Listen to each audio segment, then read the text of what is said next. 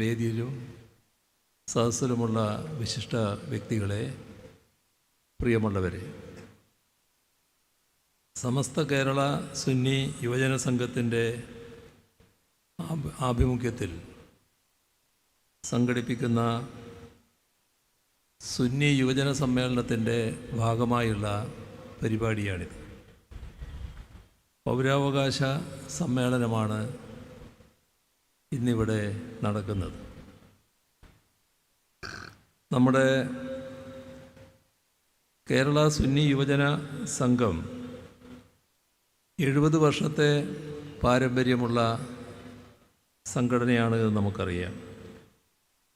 യുവജനങ്ങൾക്കിടയിൽ സാംസ്കാരിക ധാർമ്മിക മൂല്യങ്ങൾ പകർന്നു നൽകുന്നതിനും സമൂഹത്തെ പുരോഗമനപരമായി മുന്നോട്ട് നയിക്കുന്നതിനും ഈ സംഘടന നൽകിയിട്ടുള്ള സംഭാവന വളരെ വലുതാണ്. ഇപ്പോൾ അധ്യക്ഷ ഭാഷണത്തിലും ബഹുമാന്യനായ കാന്തപുരം അതുതന്നെയാണ് ആവർത്തിച്ചത്. കഴിഞ്ഞ 7 പതിറ്റാണ്ട് കാലത്തിനിടയിൽ വിദ്യാഭ്യാസ, ആരോഗ്യ, തൊഴിൽ മേഖലകളിൽ ഈടുറ്റ സംഭാവനകൾ നൽകാൻ ഈ സംഘടനയ്ക്ക് കഴിഞ്ഞിട്ടുണ്ട്. അതോടൊപ്പം സാന്ത്വന സേവന സന്നദ്ധ പ്രവർത്തനങ്ങളിലും സജീവമായി പങ്കെടുക്കുന്നു. കേരള സമൂഹത്തിൻ്റെ ഐക്യവും മതനിരപേക്ഷതയും കാത്തുസൂക്ഷിക്കാനുതകുന്ന ഇടപെടലുകൾ നടത്തി മുന്നോട്ടു പോകാൻ ഉതകുന്ന ചർച്ചകളാണ് ഈ യുവജന സമ്മേളനത്തിൽ നടക്കുക എന്നത് ഉറപ്പായി കരുതാവുന്നതാണ്. ആ രീതിയിലുള്ള പ്രവർത്തന പാരമ്പര്യമാണ് ഈ സംഘടനയ്ക്ക് ഉള്ളത്. ഈ സമ്മേളനത്തിൻ്റെ ഭാഗമായി 120 സെഷനുകൾ സംഘടിപ്പിച്ചിട്ടുണ്ടെന്നാണ് മനസ്സിലാക്കുന്നത്. നാടിൻ്റെ ഉത്കർഷം ലക്ഷ്യം വെച്ചുള്ള ചർച്ചകളാൽ ഈ സെഷനുകളെല്ലാം സമ്പന്നമാകും എന്ന് തന്നെയാണ് കരുതുന്നത്. ഇതിൻ്റെ ഭാഗമായി സംഘടിപ്പിച്ചിട്ടുള്ള future Kerala summit, next gen conclave, ഇവ നവകേരള സൃഷ്ടിയിൽ മുതൽക്കൂട്ടാകും എന്നാണ് പ്രതീക്ഷിക്കുന്നത്. ഇവിടെ പൗരാവകാശ സമ്മേളനമാണ് ഇന്ന് നടക്കുന്നത്. നമ്മുടെ രാജ്യത്തെ പൗരാവകാശങ്ങളുടെ അടിസ്ഥാനം തന്നെ നമ്മുടെ ഭരണഘടനയാണ്. നിർഭാഗ്യവശാൽ ആ ഭരണഘടനയുടെ ശില്പിയെപ്പോലും അപമാനിക്കാൻ മടിയില്ലാത്തവരാണ് നമ്മുടെ രാജ്യത്ത് ഇപ്പോൾ അധികാരത്തിലിരിക്കുന്നത്. രാജ്യസഭയിൽ ഭരണഘടനാ ഭേദഗതിയെക്കുറിച്ച് നടന്ന ചർച്ച നമ്മുടെ എല്ലാം ശ്രദ്ധയിലുള്ളതാണ്. ആ ചർച്ചയിലാണ് ഭരണഘടനാ ശില്പികളിൽ പ്രധാനിയായ ഡോക്ടർ അംബേദ്കറെ ആക്ഷേപിക്കുന്ന രീതിയിലുള്ള പരാമർശം ആഭ്യന്തരമന്ത്രിയിൽ നിന്നുണ്ടായത്. ഓരോ പൗരനും അന്തസ്സോടെയുള്ള ജീവിതം ഉറപ്പാക്കാനും സമത്വവും സമഭാവനയും ഊട്ടിയുറപ്പിക്കാനും വേണ്ട പരിശ്രമങ്ങൾ നടത്തിയ മഹാനാണ് അംബേദ്കർ. നമ്മുടെ നാടിൻ്റെ നവോത്ഥാന, പുരോഗമന, അധിനിവേശ വിരുദ്ധ ആശയങ്ങളെ സ്വാംശീകരിച്ചുകൊണ്ടാണ് അദ്ദേഹം ഭരണഘടനയ്ക്ക് രൂപം നൽകിയത്. ഒരു വ്യക്തിക്ക് ഒരു വോട്ട്, ഒരു വോട്ടിന് ഒരു മൂല്യം എന്ന തത്വം ഉറപ്പുവരുത്തിക്കൊണ്ട് രാഷ്ട്രീയ കാര്യങ്ങളിൽ സമത്വം നേടാൻ നമുക്ക് കഴിഞ്ഞുവെന്നും എന്നിരുന്നാലും സാമൂഹ്യവും സാമ്പത്തികവുമായ അസമത്വങ്ങൾ ഇല്ലാതാക്കിയാൽ മാത്രമേ പൂർണ്ണതോതിൽ സമത്വത്തിലധിഷ്ഠിതമായൊരു സമൂഹം കെട്ടിപ്പടുക്കാൻ കഴിയൂ എന്നുമാണ് ഭരണഘടന അവതരിപ്പിച്ചുകൊണ്ടുള്ള ഭരണഘടനാ അസംബ്ലിയിലെ ചർച്ചയിൽ അംബേദ്കർ പറഞ്ഞത്. സാമൂഹിക സാമ്പത്തിക കാര്യങ്ങളിലെ അസമത്വം തുടരണമെന്നും രാഷ്ട്രീയ കാര്യങ്ങളിൽ ഇപ്പോൾ നമുക്കുള്ള സമത്വം ഇല്ലാതാക്കണമെന്നും കരുതുന്നവർക്ക് മാത്രമേ ഭരണഘടനാ ശില്പിയായ അംബേദ്കറെ അപമാനിക്കാൻ കഴിയും. അത്തരക്കാരുടെ ഉദ്ദേശം എന്താണെന്നത് വ്യക്തമാണ്. ഭരണഘടനയെ അട്ടിമറിച്ച് ഇന്ത്യയിൽ ഇപ്പോൾ നിലവിലുള്ള ആധുനിക ജനാധിപത്യ മൂല്യങ്ങൾ ഇല്ലാതാക്കുക, വിശ്വാസ സംഹിതകളെ അടിസ്ഥാനപ്പെടുത്തിയുള്ള ഭരണ സംവിധാനം ഇവിടെ പ്രാബല്യത്തിൽ വരുത്തുക, ഇതിനാണ് അവർ ശ്രമിക്കുന്നത്. അത്തരം നീക്കങ്ങൾക്കെതിരെയുള്ള ചെറുത്തുനിൽപ്പുകൾ കൂടിയാവണം പൗരാവകാശ സമ്മേളനങ്ങൾ. പൗരാവകാശങ്ങൾ ഉറപ്പാക്കുക എന്താണ് ജനാധിപത്യ പ്രക്രിയയിൽ സർക്കാരുകൾ ചെയ്യുന്നത്. എന്നാൽ വർത്തമാനകാല സാഹചര്യത്തിലെ രാജ്യത്തിൻ്റെ പൗരാവകാശങ്ങളുടെ നില എല്ലാവർക്കും ബോധ്യമുള്ളതാണ്. പൗരാവകാശങ്ങൾ ഉറപ്പാക്കുകയല്ല, ഹനിക്കപ്പെടുകയാണ്. സ്വതന്ത്രമായ അഭിപ്രായം പ്രകടിപ്പിച്ചാൽ അപ്പോൾ കൽത്തുറുങ്കിലടക്കുകയാണ്. അങ്ങനെ കൽത്തുറുങ്കിലടക്കപ്പെടുന്നവർ അനുഭവിക്കേണ്ടി വരുന്ന പീഡനങ്ങൾ, തടവറയിൽ തന്നെ ജീവൻ നഷ്ടപ്പെടേണ്ടി വന്നവർ നിരവധിയുണ്ട് എന്നതും നമ്മുടെ അനുഭവത്തിലുള്ളതാണ്. സ്വതന്ത്രമായി അഭിപ്രായ പ്രകടനം നടത്തുന്ന പത്രസ്ഥാപനങ്ങൾ വളരെ ചുരുക്കമാണിപ്പോൾ നമ്മുടെ രാജ്യത്ത്. എന്നാൽ സ്വതന്ത്രമായ അഭിപ്രായ പ്രകടനം നടത്തുന്ന മാധ്യമ സ്ഥാപനങ്ങളെ അന്വേഷണ ഏജൻസികളെ ഉപയോഗിച്ച് വേട്ടയാടുന്നതും രാജ്യത്ത് നാം കാണുകയാണ്. ഇത് അഭിപ്രായ സ്വാതന്ത്ര്യത്തിന്മേലുള്ള കടന്നുകയറ്റമായി മാറുന്നു.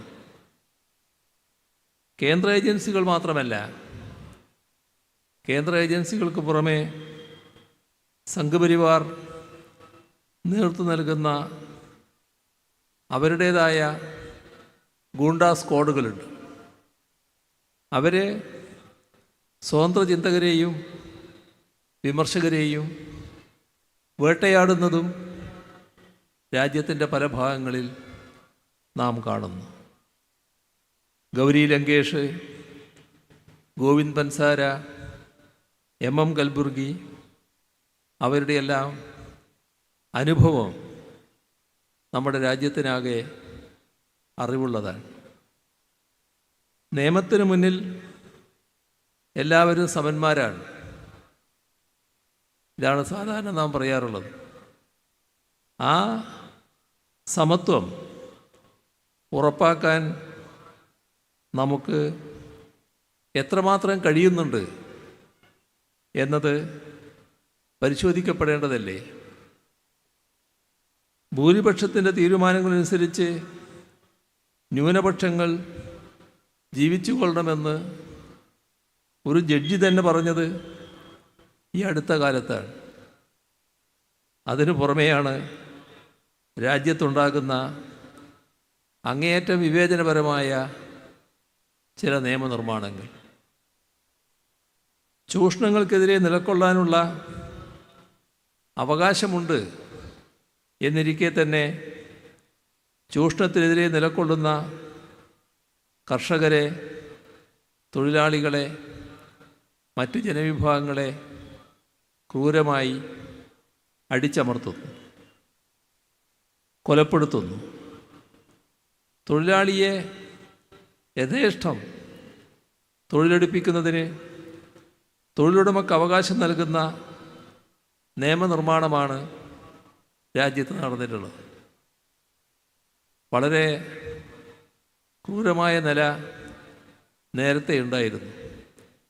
അതിൽ നിന്നെല്ലാം മാറി വിവിധ പ്രക്ഷോഭങ്ങളുടെയും സമരങ്ങളുടെയും ഭാഗമായി തൊഴിലാളികൾക്ക് നേടിയെടുക്കാൻ കഴിഞ്ഞ അവകാശം പൂർണ്ണമായും ഇല്ലാതാക്കുന്ന രീതിയിലുള്ള നിയമനിർമ്മാണത്തിലേക്കാണ് കടന്നിരിക്കുന്നത്.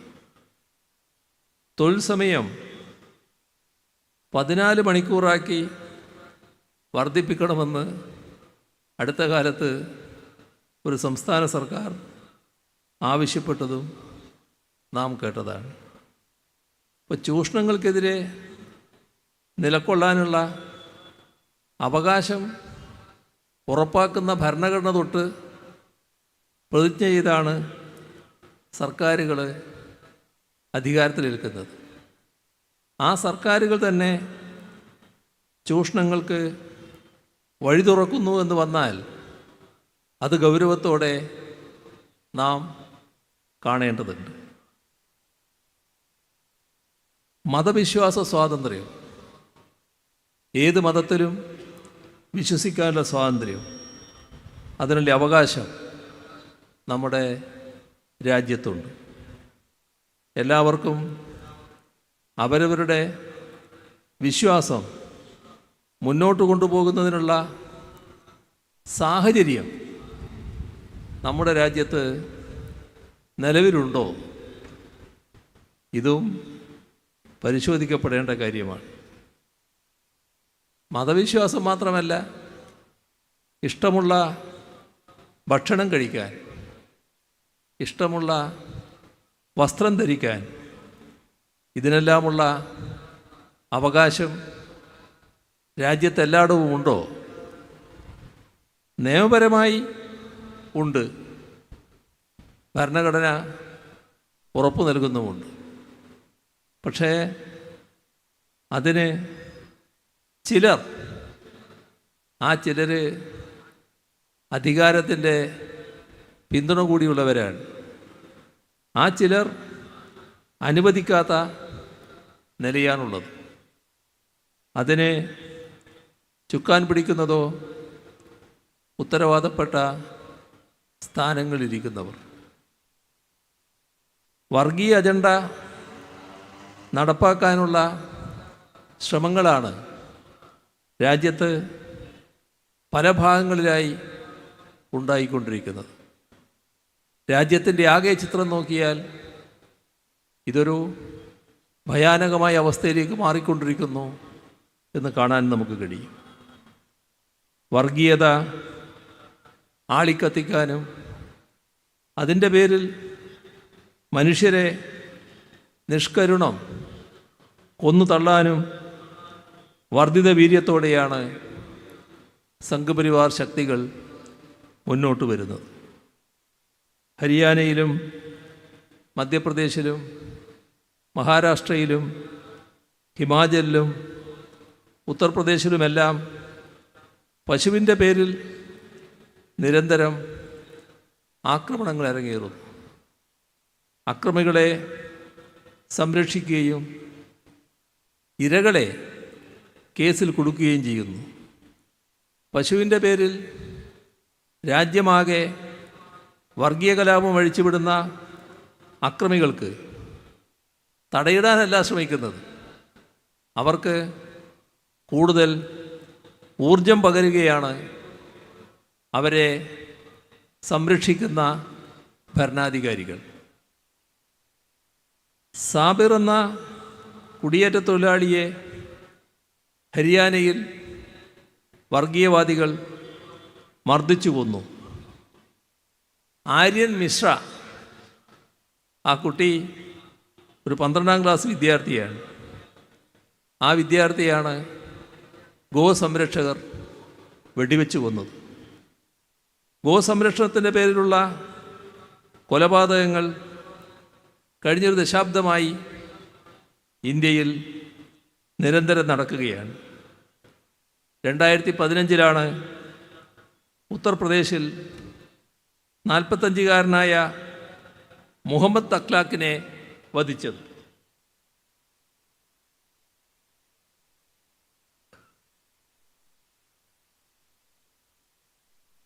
അവിടെ നിന്ന് ഇങ്ങോട്ട് ഗോസംരക്ഷണം എന്ന പേരിൽ ഇന്ത്യയിലെമ്പാടും നിരവധി കൊലപാതകങ്ങളാണ് അരങ്ങേറിയത്. ഇതിനെക്കുറിച്ച് സംസാരിക്കാനോ ഈ കൊലപാതകങ്ങളെ അപലപിക്കാനോ ആ കൊലപാതകികൾക്കെതിരെ ആവശ്യമായ നിയമ നടപടികൾ ഉറപ്പുവരുത്താനോ ഉത്തരവാദപ്പെട്ട സ്ഥാനങ്ങളിലിരിക്കുന്ന ആളുകൾ തയ്യാറാകുന്നില്ല. കഴിഞ്ഞ 10 വർഷം കൊണ്ട് 60ഓളം കൊലപാതകങ്ങൾ, 300-ലധികം ആക്രമണങ്ങൾ ഈ ഗോസംരക്ഷണത്തിൻ്റെ പേരിൽ രാജ്യത്ത് നടന്നിട്ടുണ്ട്. കണക്കുകൾ പറയുന്നത് 2018 സുപ്രീം കോടതി ഇക്കാര്യത്തിൽ അടിയന്തര ഇടപെടലുകൾ നടത്തി. എന്നിട്ട് പോലും ഇതിനെതിരെ എന്തെങ്കിലും ചെയ്യാൻ അധികാരത്തിലിരിക്കുന്നവർ തയ്യാറായിട്ടില്ല. ഭരണഘടനാ സ്ഥാപനമാണ് സുപ്രീം കോടതി. രാജ്യത്തിൻ്റെ പരമോന്നത കോടതിയാണത്. ആ സുപ്രീം കോടതിയോട് സംഘപരിവാറിനുള്ള നിഷേധാത്മക നിലപാടാണ് ഈ സമീപനത്തിലൂടെ വ്യക്തമാക്കുന്നത്. ഇപ്പോഴത്തെ കേന്ദ്ര സർക്കാർ അധികാരത്തിൽ വന്ന് അധികം താമസിയാതെ തന്നെ വഖഫ് നിയമ ഭേദഗതി ബില്ലുമായി വന്നത് എങ്ങോട്ടാണ് പോക്ക് എന്നുള്ളതിൻ്റെ സൂചനയായി തന്നെ കാണാവുന്നതാണ്. ഇപ്പോൾ മദ്രസകളെയും ലക്ഷ്യം വെച്ചിരിക്കുന്നു. വഖഫ് സ്വത്തുകളാകെ പിടിച്ചെടുക്കാനും ന്യൂനപക്ഷ അവകാശങ്ങളെല്ലാം ഇല്ലാതാക്കാനുമുള്ള ഗൂഢതന്ത്രത്തിൻ്റെ ഭാഗമാണ് നിയമ ഭേദഗതി എന്ന് NDA ഘടകകക്ഷികൾക്ക് പോലും പറയേണ്ടി വന്നു. അതിനെതിരെ അവർക്ക് രംഗത്തും വരേണ്ടി വന്നു. അങ്ങനെയാണ് ആ ബിൽ പാർലമെൻ്ററി സമിതിക്ക് വിട്ടത്. സംഘപരിവാറിൻ്റെ ന്യൂനപക്ഷ വിരുദ്ധത ചിലർ കാണുന്നത് മുസ്ലിം ജനവിഭാഗങ്ങളെ മാത്രമേ ബാധിക്കൂ എന്നാണ്. എന്നാൽ BJP ഭരിക്കുന്ന സംസ്ഥാനങ്ങളിൽ മതപരിവർത്തന നിരോധന നിയമങ്ങൾ പാസാക്കി ക്രിസ്ത്യൻ ന്യൂനപക്ഷത്തിനെതിരായ കടന്നാക്രമണം അവർ കടുപ്പിക്കുകയാണ് എന്നതാണ് വസ്തുത. 1 വർഷത്തിലധികമായി, എന്നിട്ടും മണിപ്പൂരിലെ കലാപം ഇപ്പോഴും കെട്ടടങ്ങിയിട്ടില്ല. അതിനെ കൂടുതൽ ആളിക്കത്തിക്കാനാണ് വർഗീയ ശക്തികൾ ശ്രമിക്കുന്നത്. ഈയൊരു സാഹചര്യത്തിൽ ഇഷ്ടമുള്ള മതത്തിൽ വിശ്വസിക്കാനുള്ള സ്വാതന്ത്ര്യം രാജ്യത്ത് എല്ലാവർക്കുമുണ്ട് എന്ന് പറഞ്ഞാൽ വിശ്വസിച്ചതിൻ്റെ പേരിൽ ആക്രമിക്കപ്പെടുന്നവർക്കെങ്കിലും അത് അംഗീകരിക്കാൻ കഴിയുമോ? അതുമാത്രമല്ല, ന്യൂനപക്ഷങ്ങളുടെ ആരാധനാലയങ്ങൾക്ക് നേരെയും ആക്രമണങ്ങൾ ഉണ്ടാവുക കൂടിയാണ്.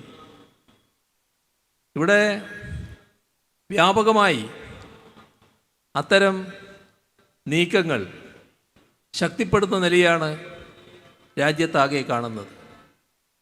ഇതിൻ്റെ ഭാഗമായി രാജ്യത്താകെ ഉയർന്നു വന്നിട്ടുള്ളത് അതിരൂക്ഷമായ അസ്വസ്ഥതയാണ്. വലിയ തോതിലുള്ള ആശങ്ക സ്വാഭാവികമായും ഉയർന്നു വന്നിരിക്കുന്നു. അയോധ്യയിൽ രാമക്ഷേത്രം ഉയർന്നപ്പോൾ ഇടതുപക്ഷം ചൂണ്ടിക്കാട്ടിയൊരു കാര്യമുണ്ട്. രാജ്യത്താകമാനം സംഘപരിവാർ സൃഷ്ടിച്ചിട്ടുള്ള വർഗീയ അതിക്രമങ്ങളുടെ ബീഭത്സരൂപം ഇനി വരാനിരിക്കുന്നു എന്നതാണ്. ഇവിടെ നമുക്ക് കാണാൻ കഴിയുന്നത് അതേ കാര്യമാണ്. അന്ന് സംഘപരിവാർ പറഞ്ഞ മധുരയുടെയും കാശിയുടെയും മറ്റും കാര്യം ഇടതുപക്ഷം ഓർമ്മിപ്പിച്ചിരുന്നു. അയോധ്യ കൊണ്ട് ഒന്നും അവസാനിക്കാൻ പോകുന്നില്ല എന്നും രാജ്യത്താകമാനം ന്യൂനപക്ഷങ്ങൾക്കെതിരെ ആക്രമണം ഉണ്ടാകാൻ പോകുന്നുവെന്നാണ് ആ ഘട്ടത്തിൽ സംഘപരിവാർ ഉയർത്തിയ മുദ്രാവാക്യം വ്യക്തമാക്കുന്നത്. അയോധ്യ തോ ബസ് ജാൻകി ഹേ, കാശി മധുര അഭി ബാക്കി ഹേ, ഇതായിരുന്നു ആ മുദ്രാവാക്യം. ഇടതുപക്ഷം ഇത് ചൂണ്ടിക്കാട്ടിയപ്പോൾ ഇടതുപക്ഷത്തെ പരിഹസിക്കാനാണ് ചിലർ വല്ലാതെ മെനക്കെട്ടത്. എന്നാൽ അത് വസ്തുതാപരമായ കാര്യമാണെന്ന് ഇപ്പോൾ കൂടുതൽ വ്യക്തമായി വരികയാണ്. ഉത്തർപ്രദേശിലെ സംഭലിൽ നിന്നുള്ള വാർത്തകളടക്കം അതാണ് ശരിവെക്കുന്നത്. വാരാണസിയിലെയും മധുരയിലെയും മസ്ജിദുകൾക്കുമേൽ അവകാശവാദം ഉന്നയിച്ച് നൽകിയ ഹർജികൾ കീഴ്ക്കോടതികൾ ഫയലിൽ സ്വീകരിച്ചു, സർവേക്ക് ഉത്തരവിട്ടു. 4 പേർ കൊല്ലപ്പെട്ട സംഘർഷത്തിന് കാരണമായ സംഭലിൽ മസ്ജിദ് ഭാരവാഹികളുടെ ഭാഗം കേൾക്കുക പോലും ചെയ്യാതെയാണ് സർവേ നടത്താൻ വളരെ ധൃതിയിൽ ഏകപക്ഷീയമായി കോടതി ഉത്തരവിട്ടത്. സർവമതസ്ഥരുടെയും തീർത്ഥാടന കേന്ദ്രമായ അജ്മീർ ദർഗയുടെ അവകാശം സംബന്ധിച്ചുള്ള ഹർജി കോടതിയുടെ പരിഗണനയിലാണ്. ആരാധനാലയങ്ങൾക്കുമേൽ അവകാശവാദം ഉന്നയിച്ച് രാജ്യത്തെ വർഗീയമായി പിളർക്കാനുള്ള ആസൂത്രിത ശ്രമമാണ് നടക്കുന്നത് എന്നാണ് ഇതെല്ലാം കാണിക്കുന്നത്.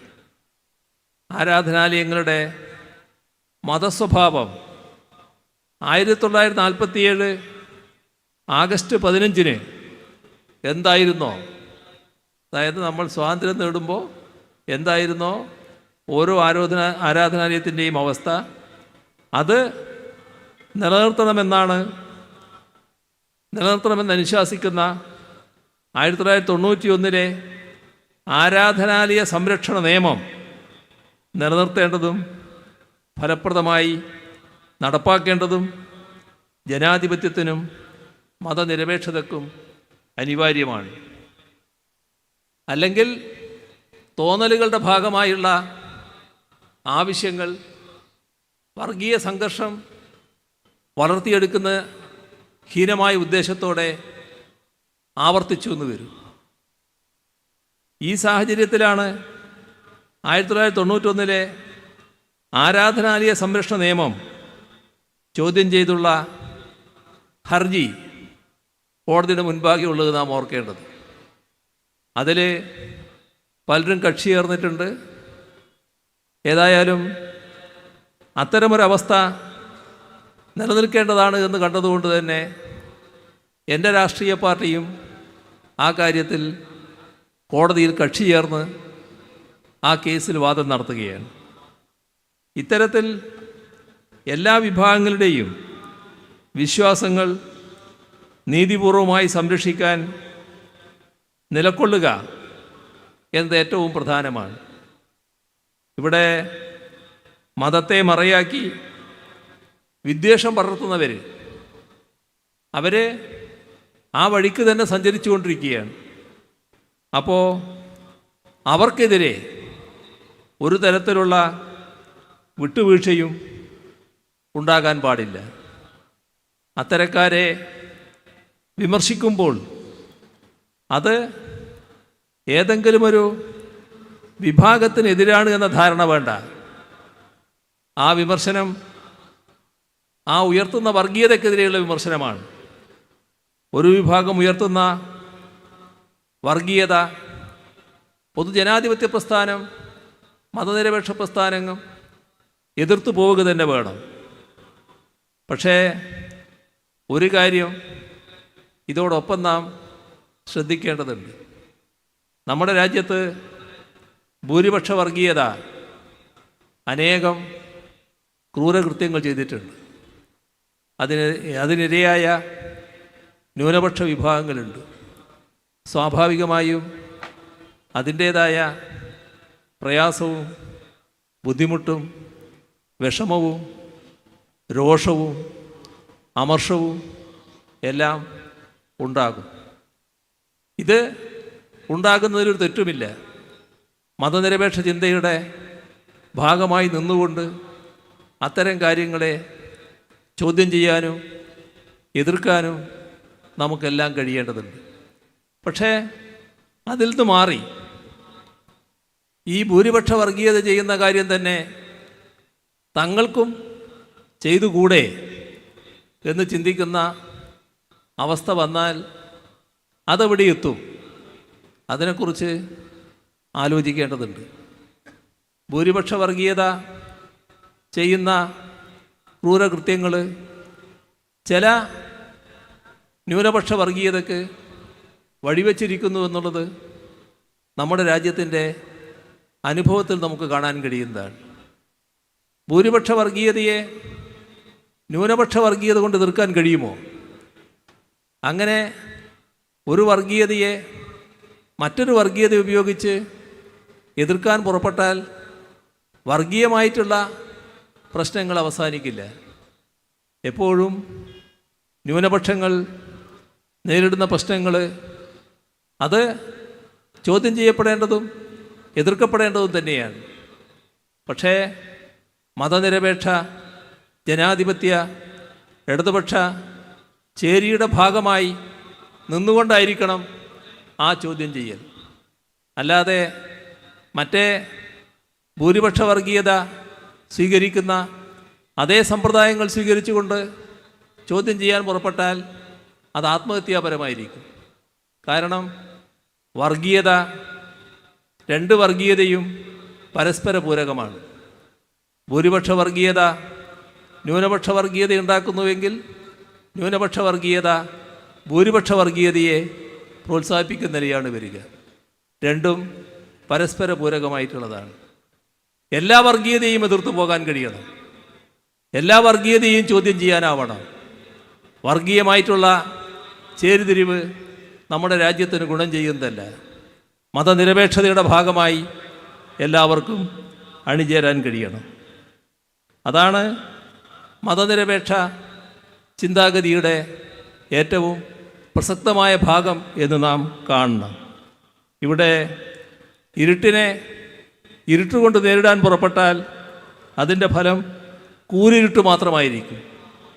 വർഗീയതയെ വർഗീയത കൊണ്ട് നേരിട്ടാൽ നാടിൻ്റെ നാശത്തിനാണ് അത് വഴിവെക്കുക. ഇരുട്ടിനെ നേരിടേണ്ടത് വെളിച്ചം കൊണ്ടാണ്. അതുപോലെ വർഗീയതയെ നേരിടേണ്ടത് മതനിരപേക്ഷത കൊണ്ടാണ്. ആ മതനിരപേക്ഷ ആശയത്തിൽ ഊന്നിയാണ് നമ്മുടെ ഭരണഘടനയടക്കം നിലനിൽക്കുന്നത്. മതനിരപേക്ഷത നമ്മുടെ രാജ്യത്തിൻ്റെ ഏറ്റവും പ്രധാനപ്പെട്ട ഭാഗമാണത്. നമ്മുടെ രാഷ്ട്രം മതനിരപേക്ഷമാകണോ മതാധിഷ്ഠിതമാകണോ? ആ ചർച്ച ഭരണഘടനാ അസംബ്ലിയിൽ തന്നെ നടന്നിരുന്നു. വിശദമായി ചർച്ച നടന്നൊരു കാര്യമാണത്. അന്ന് മതാധിഷ്ഠിതമാകണം എന്ന് വാദിച്ച ആളുകളുമുണ്ട്. പക്ഷേ രാജ്യം ഭരണഘടനാ അസംബ്ലി തീരുമാനിച്ചത് മതനിരപേക്ഷ രാഷ്ട്രമാകണമെന്നാണ്. മതനിരപേക്ഷതയിലൂന്നിയുള്ള ആ നിലപാടാണ് എല്ലാ രീതിയിലും ഗുണം ചെയ്തത് എന്നത് നമ്മുടെ അനുഭവവും നമ്മുടെ ചുറ്റുമുള്ള അനുഭവങ്ങളുമെല്ലാം സാക്ഷ്യപ്പെടുത്തുന്ന കാര്യമാണ്. അപ്പോൾ മതനിരപേക്ഷത സംരക്ഷിക്കപ്പെടുക എന്നത് ഏറ്റവും പ്രധാനമാണ്.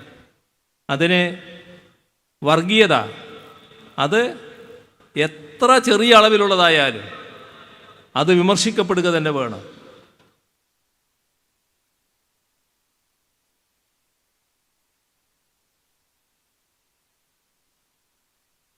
അതിനെ ചോദ്യം ചെയ്തു പോകണം. അതാണ് ഏറ്റവും പ്രധാനം. അപ്പോൾ വർഗീയത വേറെ, വിശ്വാസം വേറെ. ഈ പ്രാഥമിക ധാരണ എല്ലാവർക്കും ഉണ്ടാകണം. നമ്മുടെ രാജ്യത്തിലെ മഹാഭൂരിഭാഗം ആളുകളും വിശ്വാസികളാണ്. ആ വിശ്വാസികളിൽ മഹാഭൂരിഭാഗവും മതനിരപേക്ഷ ചിന്താഗതിക്കാരുമാണ്. അപ്പോൾ വിശ്വാസം വേറെ, വർഗീയത വേറെ. ഇവിടെ തെറ്റായ ഒട്ടേറെ പ്രചരണങ്ങൾ വർഗീയതയുടെ ഭാഗമായി രാജ്യത്ത് ഉയർന്നു വരുന്നത് നാം കരുതലോടെ കാണേണ്ടതായിട്ടുണ്ട്. വർഗീയ ശക്തികൾക്ക് ഗുണകരമാക്കി തീർക്കാൻ എന്തും വിളിച്ചു പറയാനും പ്രചരണായുധമാക്കാനും അവർ തയ്യാറാകുന്നുണ്ട് എന്നുള്ളത് നമ്മുടെ നാടിൻ്റെ അനുഭവത്തിലുള്ള കാര്യങ്ങളാണ്. അതിൻ്റെ മറ്റുദാഹരണങ്ങളിലേക്ക് ഞാനിപ്പോൾ കടക്കുന്നില്ല. ഇത് പൗരാവകാശ സമ്മേളനമാണല്ലോ. പൗരാവകാശത്തിൻ്റെ അടിസ്ഥാനം തന്നെ പൗരത്വമാണ്. അത് നിലനിൽക്കുന്നതാകട്ടെ ഭരണഘടനയുടെ അടിസ്ഥാന തത്വമായ മതനിരപേക്ഷതയിൽ ഊന്നിയുമാണ്. എന്നാൽ ഇന്ന് അതിനെ അട്ടിമറിക്കുന്ന വിധത്തിൽ പൗരത്വത്തിൽ മതവിശ്വാസം ഒരു ഘടകമായി മാറുന്ന നില വന്നിരിക്കുന്നു. മതമാണ് പൗരത്വത്തിൻ്റെ ആധാരം, അടിസ്ഥാനം എന്ന് വരുമ്പോൾ നമ്മുടെ മതനിരപേക്ഷത ഉപേക്ഷിച്ച് മതാധിഷ്ഠിത രാഷ്ട്രം എന്ന നിലയിലേക്ക് മാറുന്നു എന്നതിൻ്റെ സൂചനയായിട്ടാണ് വരുന്നത്. മതാധിഷ്ഠിത രാഷ്ട്രം സ്ഥാപിക്കാനല്ല ഇവിടെ ബ്രിട്ടീഷ് സാമ്രാജ്യത്തിനെതിരെ പോരാടി സ്വാതന്ത്ര്യ സമരത്തിൽ പങ്കെടുത്ത നമ്മുടെ പൂർവികർ ആഗ്രഹിച്ചത്. മതനിരപേക്ഷ ഇന്ത്യ യാഥാർത്ഥ്യമാക്കാൻ മുസ്ലിം എന്നോ ക്രിസ്ത്യാനി എന്നോ ഹിന്ദു എന്നോ സിഖ് എന്നോ പാർസി എന്നോ ബൗദ്ധനെന്നോ ജൈനെന്നോ ഒരു വ്യത്യാസവുമില്ലാതെ എല്ലാവരും ദേശീയ പ്രസ്ഥാനത്തിൻ്റെ ഭാഗമായി അണിനിരന്നു. ആ ഉജ്ജ്വല മതനിരപേക്ഷ പാരമ്പര്യത്തെയാണ് നാം ഉയർത്തിപ്പിടിക്കേണ്ടത്. നമ്മുടെ കേരളത്തിന് ഇത്തരം കാര്യങ്ങളിൽ അഭിമാനിക്കാൻ ഒട്ടേറെ വകയുണ്ട്. പൗരത്വ നിയമഭേദഗതി വന്നപ്പോൾ അതിനെതിരെ ആദ്യം പ്രമേയം പാസാക്കിയ നിയമസഭ നമ്മുടെ നിയമസഭയാണ്. അതുമായി ബന്ധപ്പെട്ട NPR സംസ്ഥാനത്ത് നടപ്പാക്കില്ല എന്ന് തുടക്കത്തിൽ തന്നെ പ്രഖ്യാപിക്കാൻ കേരളത്തിന് കഴിഞ്ഞു. CAA ഭരണഘടനാ വിരുദ്ധത ചൂണ്ടിക്കാട്ടി സുപ്രീം കോടതിയിൽ കേന്ദ്ര സർക്കാരിനെതിരെ സ്യൂട്ട് ഫയൽ ചെയ്തതും ഈ ഘട്ടത്തിൽ നാം ഓർക്കേണ്ടതാണ്. CAA-ക്കെതിരെ മഞ്ചേശ്വരം മുതൽ പാറശാല വരെ മനുഷ്യച്ചങ്ങല തീർത്ത് പ്രതിഷേധിക്കുന്ന നിലയും കേരളത്തിൽ സ്വീകരിച്ചു. ഇടതുപക്ഷ ജനാധിപത്യ മുന്നണിയായിരുന്നു ആ പരിപാടി സംഘടിപ്പിച്ചത്. എന്നാൽ ഇടതുപക്ഷ ജനാധിപത്യ മുന്നണിയുടെ ഭാഗമല്ലാത്ത ഒരുപാട് ആളുകൾ ആ പരിപാടിയിൽ പങ്കെടുത്തു എന്നതാണ് വസ്തുത. ഡൽഹിയിലും ആസാമിലും ഉൾപ്പെടെ വലിയ പ്രക്ഷോഭങ്ങൾ CAA-ക്കെതിരെ അരങ്ങേറുകയുണ്ടായി. അത്തരം ജനകീയ പ്രതിഷേധങ്ങളെയും രാജ്യത്തെ പ്രതിനിധാനം ചെയ്യുന്ന രാഷ്ട്രീയ പാർട്ടികൾ ഉയർത്തുന്ന വിമർശനങ്ങളെയും കണക്കിലെടുക്കാതെ തങ്ങളുടെ വർഗീയ അജണ്ട നടപ്പാക്കും എന്ന വാശിയാണ് സംഘപരിവാർ കാണിക്കുന്നത്. അപ്പോൾ ഈ വാശി ഇവിടെ നടപ്പില്ല എന്ന ഇടപെടലാണ് നാം കൂട്ടായി നടത്തേണ്ടത്. ഡൽഹിയിൽ സമാധാനപരമായി CAA വിരുദ്ധ പ്രക്ഷോഭം നടന്നപ്പോൾ അതിനെതിരെ BJP നേതാക്കൾ രംഗത്തെത്തി. പ്രക്ഷോഭകരെ വെടിവെച്ച് കൊല്ലാൻ ഒരു കേന്ദ്രമന്ത്രി തന്നെ ആഹ്വാനം ചെയ്യുന്ന നിലവരെയുണ്ടായി. ആ ഘട്ടത്തിൽ ഡൽഹിയിൽ കലാപം പൊട്ടിപ്പുറപ്പെട്ടതും നാം ഓർക്കേണ്ടതാണ്. ഡൽഹി പോലീസ് അതിന് കൂട്ടുനിന്നപ്പോൾ കലാപാന്തരീക്ഷം ശാന്തമാക്കാൻ അവിടെ പ്രക്ഷോഭകർക്ക് ഐക്യദാർഢ്യം പ്രഖ്യാപിച്ചുകൊണ്ട് ഇപ്പോൾ നമ്മുടെ കൂടെയില്ലാത്ത അന്തരിച്ചുപോയ സഖാവ് സീതാറാം യെച്ചൂരി അടക്കമുള്ള ഇടതുപക്ഷ നേതാക്കൾ ഓടിയെത്തിയത് നാം ഈ ഘട്ടത്തിൽ ഓർക്കേണ്ടതാണ്. എന്നാൽ അവരെ പ്രതി ചേർത്തുകൊണ്ടാണ്, സീതാറാം യെച്ചൂരി അടക്കം പ്രതി ചേർത്തുകൊണ്ടാണ് അന്നത്തെ ഡൽഹി പോലീസ് കേസ് രജിസ്റ്റർ ചെയ്തത്. ന്യൂനപക്ഷങ്ങളുടെ വാസസ്ഥലങ്ങൾ, ആരാധനാലയങ്ങൾ ഇടിച്ചു നിരത്താൻ ശ്രമിച്ചപ്പോൾ ബുൾഡോസറുകൾക്ക് മുന്നിൽ നിന്ന് പ്രതിരോധം തീർത്തത് സഖാവ് ബൃന്ദാ കാരാട്ടിൻ്റെ നേതൃത്വത്തിലുള്ള ഇടതുപക്ഷക്കാരായിരുന്നു. NIA ഭേദഗതി നിയമം ന്യൂനപക്ഷ വിരുദ്ധമാണെന്ന് ഉറക്കെ പ്രഖ്യാപിച്ചുകൊണ്ട് അതിനെതിരെ ശക്തമായ നിലപാട് ലോക്സഭയിൽ സ്വീകരിക്കുകയും ചെയ്തു. ഡൽഹിയിലെന്ന പോലെ മണിപ്പൂരിലും സമാധാനം സ്ഥാപിക്കാൻ വലിയ ശ്രമങ്ങൾ നടന്നു എന്നത് നാം ഓർക്കേണ്ട കാര്യമാണ്. എന്നാൽ മനോഭാവത്തിലൊരു മാറ്റവും. കൂടുതൽ ശക്തമായി വർഗീയ നിലപാട് ആവർത്തിച്ചു കൊണ്ടിരിക്കുന്ന കാര്യമാണ് നമുക്ക് സാധിക്കുക.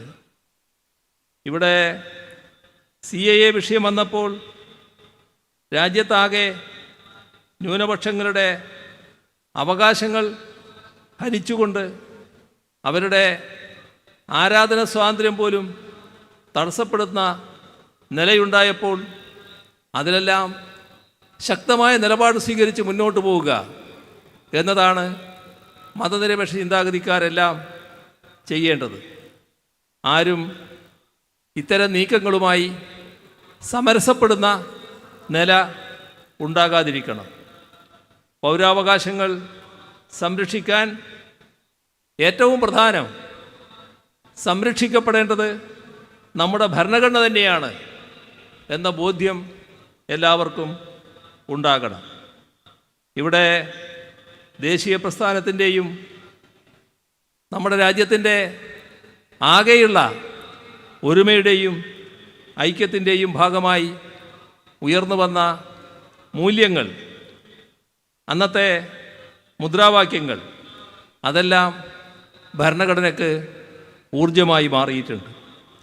ബ്രിട്ടീഷ് സാമ്രാജ്യത്തിനെതിരായി നടന്ന പ്രക്ഷോഭങ്ങൾ വ്യത്യസ്തമായ രാഷ്ട്രീയ സാംസ്കാരിക ധാരകളെ വിളക്കി ചേർത്തുകൊണ്ട് ഉണ്ടായവയാണ്.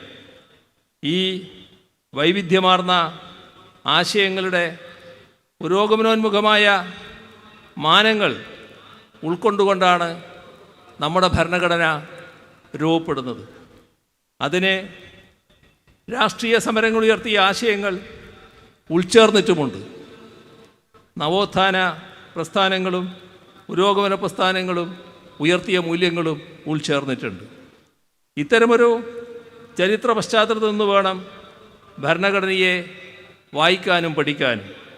അതുവഴി പൗരാവകാശങ്ങൾ എന്താണെന്ന് മനസ്സിലാക്കാനും. നാം കാണേണ്ടത്, നാം അനുഭവിക്കുന്ന അവകാശങ്ങൾ ആരും ദയാപൂർവം വെച്ച് നീട്ടി തന്നതല്ല. നിരവധി പോരാട്ടങ്ങളിലൂടെ നാം നേടിയെടുത്തതാണ്. ആ ബോധ്യം നമ്മളിൽ എല്ലാവരിലും ഉണ്ടാവണം. അപ്പോഴാണ് പൗരാവകാശങ്ങൾ സംരക്ഷിക്കപ്പെടേണ്ടതിൻ്റെ ആവശ്യകത കൂടുതൽ തെളിമയോടെ ബോധ്യമാവുക. ആ അവബോധം സൃഷ്ടിക്കാനുള്ള ഇടപെടലായിട്ട് കൂടി ഈ സമ്മേളനം മാറുമെന്ന് തന്നെയാണ് പ്രതീക്ഷിക്കുന്നത്.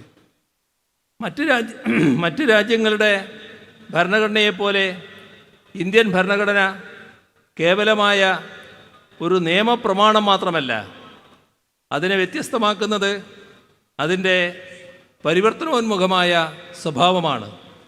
ലെജിസ്ലേച്ചറിൻ്റെയും എക്സിക്യൂട്ടീവിൻ്റെയും ജുഡീഷ്യറിയുടെയും പ്രവർത്തന ഘടനകളെക്കുറിച്ച് പ്രതിപാദിക്കുന്നതോടൊപ്പം തന്നെ നമ്മുടെ സമൂഹത്തെ സമത്വത്തിലും മതനിരപേക്ഷതയിലും ഊന്നിയ ജനാധിപത്യ സമൂഹമാക്കി മാറ്റി തീർക്കാനുള്ള പ്രവർത്തനങ്ങൾ എന്തൊക്കെയാണെന്ന് കൂടി നമ്മുടെ ഭരണഘടന പ്രത്യേകം എടുത്തു പറയുന്നുണ്ട്.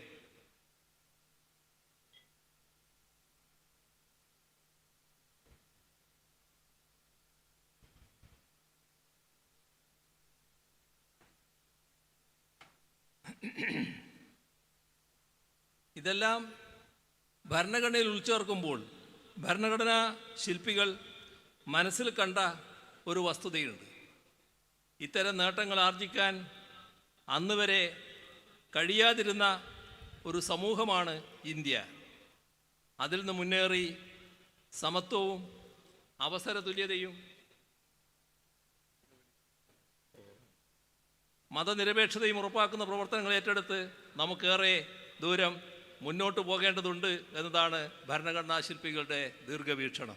ഇത് കണക്കാക്കി നാം കാര്യങ്ങൾ ഗൗരവത്തോടെ ഉൾക്കൊണ്ട് മുന്നോട്ട് നീങ്ങാനാവണം.